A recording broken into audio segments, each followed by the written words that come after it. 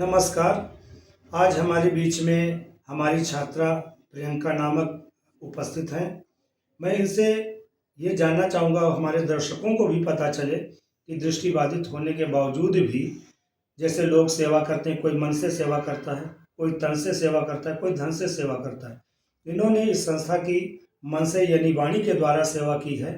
तो मैं ये जानना चाहूँगा कि हमारे दर्शक इस बात को जान सकें कि इनको ये गुण कहाँ से प्राप्त हुआ, कैसे इनकी भावना में आया कि हम अगर शरीर से नहीं तो अपने वाणी के द्वारा किस प्रकार से, किस माध्यम से सेवा कर सकूं।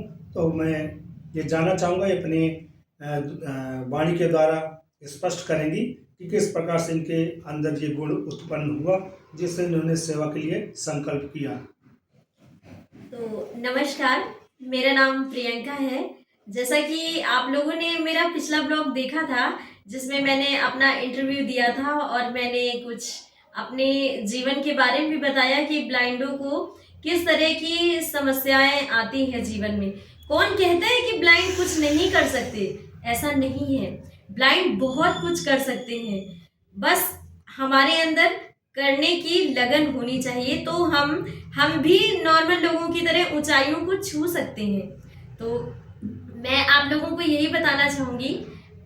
मेरी एक फ्रेंड थी काजल, जो कि अभी वो दुनिया में नहीं है।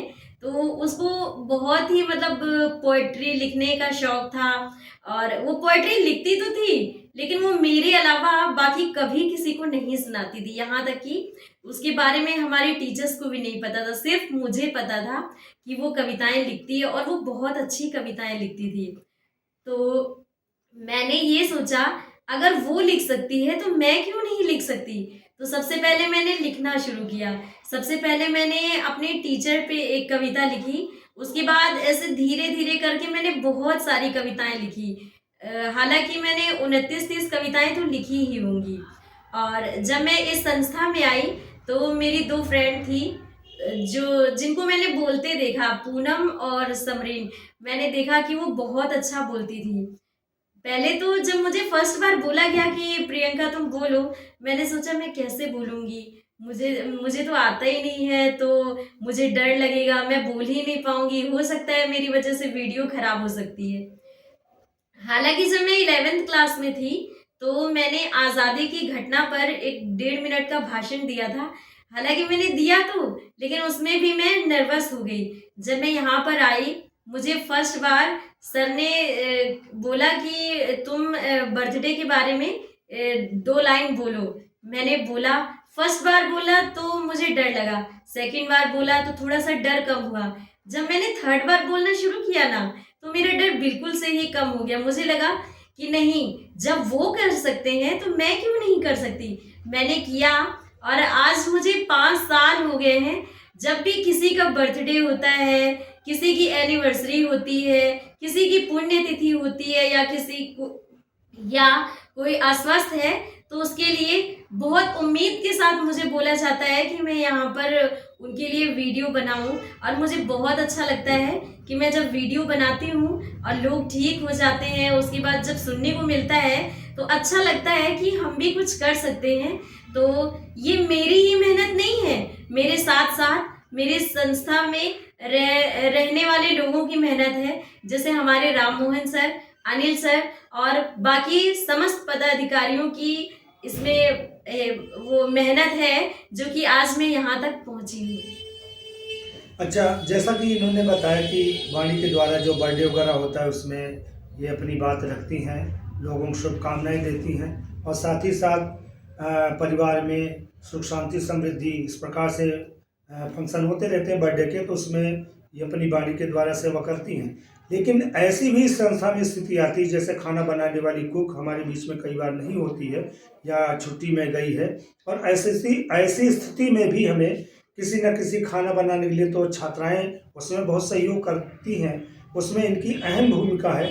तो मैं ये जानना चाहता हूँ, एक आवाज़ पे ये किचन में कैसे पहुँचती हैं और किस प्रकार से इनका मन में आता है कि कि आज हमारे पास खाना बनाने वाली नहीं है तो हम खाना बनाने में मदद करें, और खाना इनको हर प्रकार से बनाना आता है। तो वो जानना चाहता हूँ कि हमारे दर्शक सुने कि दृष्टिबाधित होने के बावजूद और 30-35 लोगों का खाना बनाना सामान्य के लिए भी मुश्किल होता है, लेकिन दृष्टिबाधित के लिए क्या समस्याएं आती हैं उस संदर्भ में अपनी टिप्पणी करेंगी, कुछ बात रखेंगी। तो मैं यही कहना चाहूँगी कि देखिए, ऐसा नहीं है कि हम खाना नहीं बना सकते। क्यों? अगर हम खा सकते हैं तो हम बना क्यों नहीं सकते? बहुत से लोगों ने हर जगहों से ट्रेनिंग की है। आजकल अलग-अलग जगहों पे सेंटर हैं, जैसे हौस खास, फरीदाबाद और बाकी अन्य जगहों पर होम साइंस की ट्रेनिंग दी जाती है।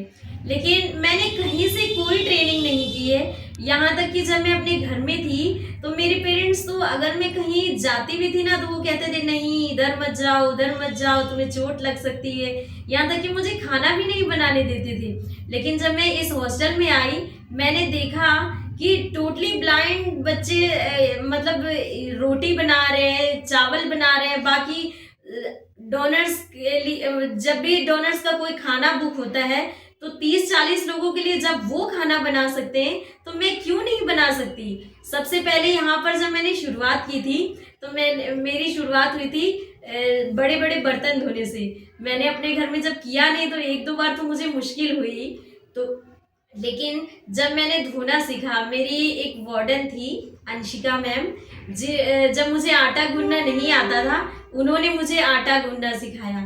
फिर यहाँ पर आई एक खाना बनाने वाली बिमला आंटी, उन्होंने मुझे रोटी बनाना सिखाया। उसके बाद अब जब भी सर बोलते हैं, तो मुझे लगता है कि मुझे करना चाहिए। यहाँ तक कि जब मैं खाली टाइम पर बैठती हूँ, तो मैं सोचती हूँ फ्री रहने से तो अच्छा है किसी ना किसी काम में व्यस्त रहो।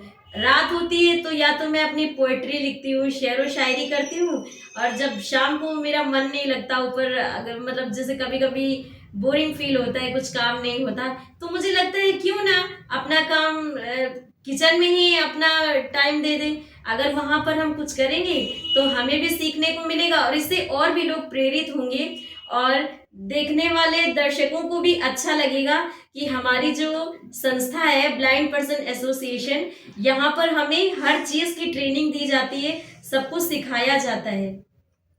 हाँ, अंतिम में ये जानना चाहूँगा कि हमारे दर्शकों को ये जानकारी प्राप्त हो सके कि संस्था की प्रगति के लिए, संस्था की उन्नति के लिए इनके मन में क्या है, और ये क्या दर्शकों को अपील करना चाहेंगी कि जिससे संस्था से लोग अधिक से अधिक जुड़े और संस्था की प्रगति हो, उस संदर्भ में जानना चाहूँगा। तो मैं यही कहना चाहूँगी कि जितने लोग हमारी इस वीडियो को देख रहे हैं, तो प्लीज़ आप लोग हमारी वीडियो को लाइक, दोस्तों को शेयर, और अगर हमारे चैनल पर नए हैं तो चैनल को सब्सक्राइब करें, और हमें कमेंट में ये ज़रूर बताइएगा कि आप लोगों को ये वीडियोस कैसी लगी, क्योंकि जब आप लोग बताएंगे तभी तो हम नए नए टॉपिक पर वीडियो बनाएंगे। तो मैं यही कहना चाहूँगी कि हमारे जो नजफगढ़ है, वहाँ पर 368 गज का एक फ्लैट लिया गया है। तो मैं आप लोगों से यही कहना चाहूँगी कि आप लोग प्लीज़ हमारी सहायता करें, ताकि हम अपने उज्जवल भविष्य के लिए और हमारे आने वाले पीढ़ी के लिए कुछ कर सकें, और आप लोगों का भी हम नाम रोशन कर सकें, और अपने संस्था का भी नाम रोशन करें। जैसा कि आप लोग जानते हैं कि हमारे दोनों हॉस्टल का रेंट कम से कम 72,000 तो महीना जाता ही है। अगर आप लोग इसमें हमारा सहयोग करेंगे तो हमें अत्यंत प्रसन्नता होगी। आप लोग हमारा सहयोग करें, उसके लिए गूगल पे, फ़ोन पे और पेटीएम का नंबर है 9868552423। नंबर एक बार मैं फिर से रिपीट करना चाहूँगी, 9868552423।